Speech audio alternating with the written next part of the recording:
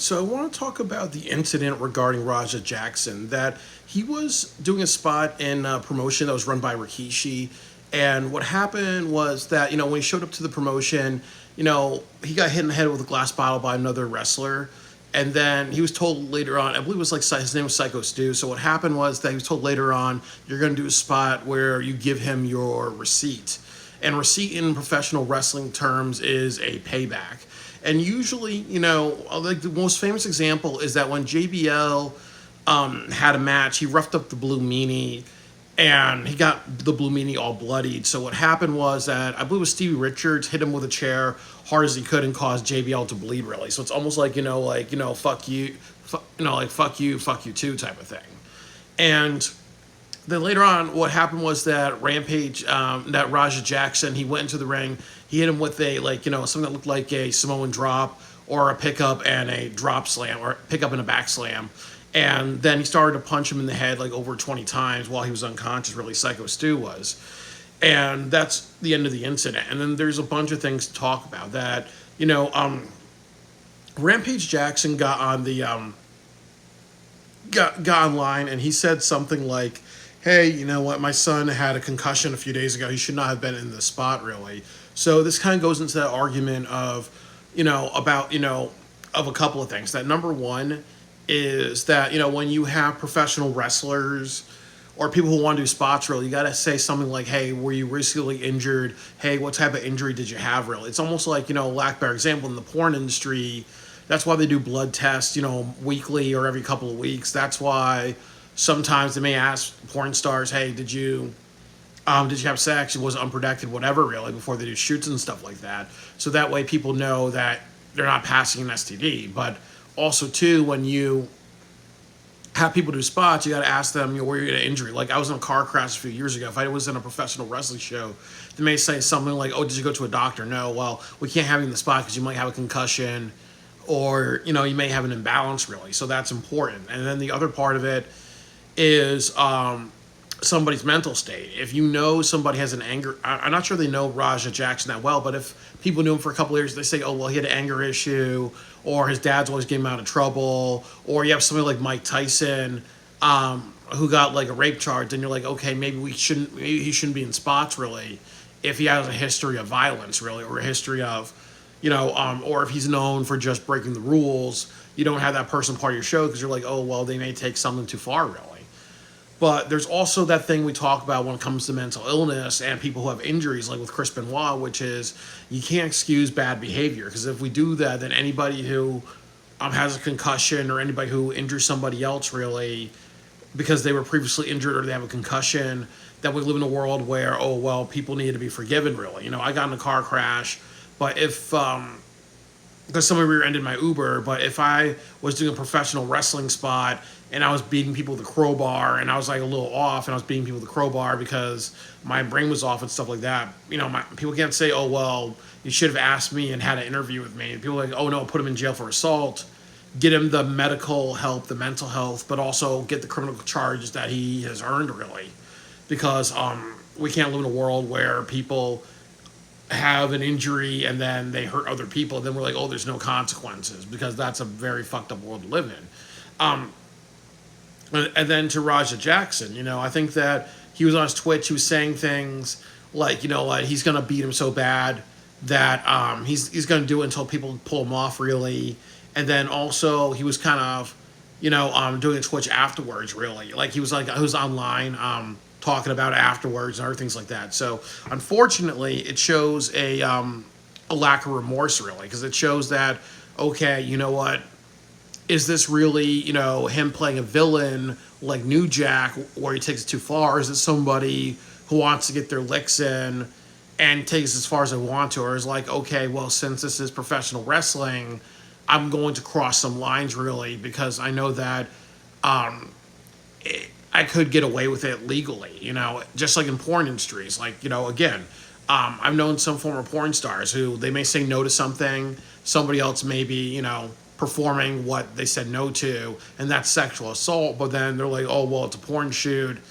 That's not really sexual assault, even though you were sexually assaulted, because, there's an open contract or whatever, really. There's things like that do happen, really. And sometimes people may use positions or acting roles or performance roles or professional wrestling roles or other type of choreography to hurt somebody else intentionally because they know that there are some legal parameters to protect you when you don't deserve to be protected. Like when New Jack had that match with Mass Transit, like that's an example of somebody saying, "Well, I'm protected from criminal activity to a certain level. I know the law, and I'm going to do that." Or when New Jack was stabbing somebody many times, really, or what he did with Vic Grimes. I'm saying his name right, Vic Grimes, where he threw. I think it was Vic Grimes, if I'm correct. Or Axel Rotten, if I remember. Like he threw that guy off that scaffolding after tasing him when he was kind of numb and all that, really. So sometimes there are professional wrestlers or people who are assigned to do one thing really, and they're not really part of the show, and they will take something far because they know that they're protected legally, or they may say, "Hey, I'm going to pull that naivety card, like, oh, well, I was performing." So that's why that's a huge risk, and that's why when you look at all the stuff what people are saying and posting, you also have to understand that they could be saying they're going to say, "Well, I was playing a heel character and I was all doing that all for heat, really, and I was improvising." So it can allow not the right consequences. So this always falls into that thing too of when you take these risks, you run into situations of where does accountability lie? Where does legal charges lie? How do we prosecute people to make sure this doesn't happen again? And also, can you prosecute people because it's part of a show? And if they said just hit somebody and hit somebody, make it look like you're getting your revenge, there's somebody's open interpretation to that, and then that's when some accountability is taken away, really. Again, and I'll use the example of porn. If somebody says, "You know what, we're doing a rape and bondage porn, so we need you to, simulate a sexual assault on a girl," and a guy takes it too far, really, by ripping off a girl's clothes or suffocating or putting it in there and fucking her until she's bleeding and just screaming, "No, no." There's people who'll be like, "Okay, well, did he take it that far, or were you just give him an open definition of what to do, really?" And I mean, I hate to be graphic, but that happens in other industries. I just want to be real with you. I want to be real with you, but that's kind of where people can commit crimes and say, "Well, I was just acting and whatever," really.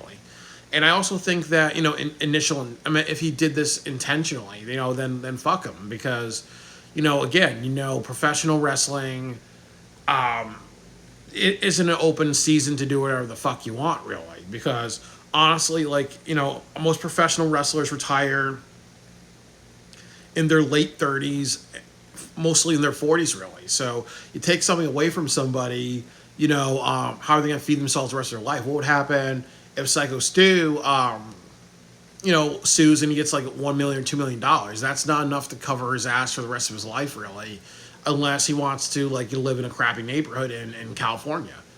Or what happens if a judge says, "Okay, well, it was open, you guys told him to do this, and it gave him the right to improvise, and he just did his open definition of what you guys were expecting him to do, really. So therefore, Psycho Stu, while you can't wrestle anymore, while you got hit enough, you can't sue, you can't press criminal charges, then Psycho Stu's out of a job, really, and then he has to go the rest of his life with whatever job you can kind of get as a former professional wrestler. There's some people who bounce back like Maven, and then there's some people who Coco Beware, who lives in a crappy apartment, or Akeem the African Dream, who lives in a crappy apartment, because some people they make a lot at one point and then they don't make a lot forever, or there's a lot of travel expenses, there are things that you pay for that come out of your pocket, or there are people like Ric Flair who are rags to riches. He spent all of his money on nice things, and now he has nothing in his older years, really.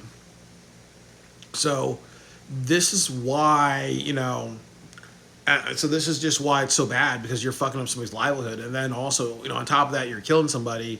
You could potentially kill somebody. You potentially injure somebody for life where they can't feed themselves as a wrestler, or you potentially giving them more head trauma, and then they have a fucked up psychology, really. They can have PTSD from this. They can have concussions, and it can alter how their brain thinks. There's a lot that you're doing to that person. So ultimately, if he had malicious intent, then fuck him. And then also, there's two things else to talk about. Like, unfortunately, this has to be talked about. Raja Jackson is a black man. So again, as we talk about black fatigue, this goes into perpetuating the stereotype of a crazy, violent African American man, really. And this is why, I might be going to Wrestle Kingdom 21, at New Japan. They may say something like, they may look at me and be like, oh well, Byron, you must be Jackson, you must be a crazy African nigger. We need to keep you away from everybody else, really. We need to, our security needs to watch you because we saw one black man do that in California. We don't want your African American nigger ass to do the same thing. And I'm sorry to use that language, but that's what happens. If you do bad behavior and you're black, you know how it goes with systematic racism. His actions are a reflection of me and other black people, or part black people, like myself, really. That's why you don't do shit like this. That's why you gotta get over this ghetto, hoodlum, hood nigga, violent gangster behavior. And it's a bad reflection of African Americans. And people are speaking out. Goes into black fatigue. It makes all black people look bad. And like I said, if I go abroad and there's countries like Japan that are very racist and there's segregation in Japan between foreigners and regular people, or, there are like blackface and other stereotypes. Like I said before, I may go to the Tokyo Dome and security guards may do some walks by me while I'm in the audience and be like, I want to make sure this foreigner is not like Raja Jackson. He's not a crazy African violent N-word. Because when you do stuff like this, it makes other people have their own stereotypes about other people who are trying to do the right thing, really. So don't do shit like this. But like I've said before, and I'll say it again a million times, if he was a white guy, there'll be people will be saying, oh, white privilege, white privilege, white privilege, white privilege. Or if he was a woman, then people were like, oh, well, he's being protected because, obviously, women usually get protected by the law, or you get what I'm saying, really. Or if he was Hispanic and he was an illegal immigrant, people will be like, oh well, this is why people shouldn't be coming over the border. You see what I'm trying to say? When you do things like this, it becomes a reflection of your race in the eyes of racist people or countries that have issues with racism. So honestly, it's a bad look for black fans or black people in the audience or part black people or half black people. Maybe Maven won't be allowed to go to other WWE events and go to the arenas and talk to people in the parking lot because we're like, oh, well, maybe you're going to be like Rampage Jackson. Maybe you're going to lose your temper and hit somebody because, some people believe that, the actions of one black person represents the whole race. Unfortunately, that's not right. That should not be that way, but that's how it is. The other thing that I want to say is, again, about Rikishi's promotion, that I believe, if I'm correct, that they're funded by the WWE, or the WWE may send people over there to say, hey, look, let's look at these new talents and recruits. And sometimes what happens with bigger companies, they may be like, oh, well, they're struggling financially. Let's throw them a few $100,000, call it a donation, and let's keep this thing going. When you have shit like this, really, not a lot of people are going to say, hey, we should just keep supporting you because obviously, you have too much controversy. A great example is Ring of Honor. I think they said the president of Ring of Honor, over 20 years ago, was on To Catch a Predator. So they lost their working relationship with TNA Wrestling. Or when, I think it was a few years ago, they had that controversial angle where Mickie James was pushed into a train area, into train tracks by James Storm. I believe they were working with NWA or whatever. And I believe that got canceled. Or you look at Combat Zone Wrestling or Frontier Martial Arts Wrestling, where WWE and other promotions would not push them. Or you look at ECW, they had Rob Van Dam and other people kind of featured from ECW on that program in the 90s before it got bought by WWE. But they kind of stayed away from ECW because of mass transit and other incidences that were controversial. So it's a bad look. And this is why people talk about AEW when they had the lights out match where they put a syringe through Strickland's mouth, hit him with a chair, or they did power bombs on cinder blocks, and other things like that. When you take things too far, or when you say, hey, we're going to have two people do something and they're not professional wrestlers, we don't know where their heads are at, and maybe they don't do rehearsals, or we just don't practice a little bit more, we kind of just run with it, and other things like that. You risk things like this happening, and then you're attached to a controversy. Controversy does create cash, but sometimes it creates cash going away from you. So I really, really just think that openly, I do want Rikishi's promotion and other promotions to be successful. More professional wrestling means more people going home and feeding their families, and ultimately people earning big paychecks. And ultimately, too, there may be some wrestlers on his roster that can benefit from his show. And then you have some WWE people that are like, hey, you know what, I'm gonna go see what the independents are like. Have a couple of drinks, and they see a couple of people like, wow, let's just sign them and change their life forever, really. So this is why it's so important for shit like this not to continue. Or like one thing that's great about AEW is Forbidden Door, because they're talking about Bodzilla, her name, and then Stephanie Vakir. So you need to have, like last year, Stephanie Vakir, but you need to make sure that when you have these small promotions, you have to be careful with what controversy you do and what risks you take, really. Because honestly, like I've said, imagine if there was a Mexican promotion that wants to get over in a big way. So they say, hey, AEW is going to have Forbidden Door maybe in Arena Mexico or another promotion, and they have something really controversial. Do you think AEW is going to work with them? No. Maybe Tony Khan will be smoking that Ashley Larry, and he'll work with them. But WWE will say, no, you're not going to be working. You guys are not going to be on AAA. And what would happen if you have the next, Rey Mysterio or whatever?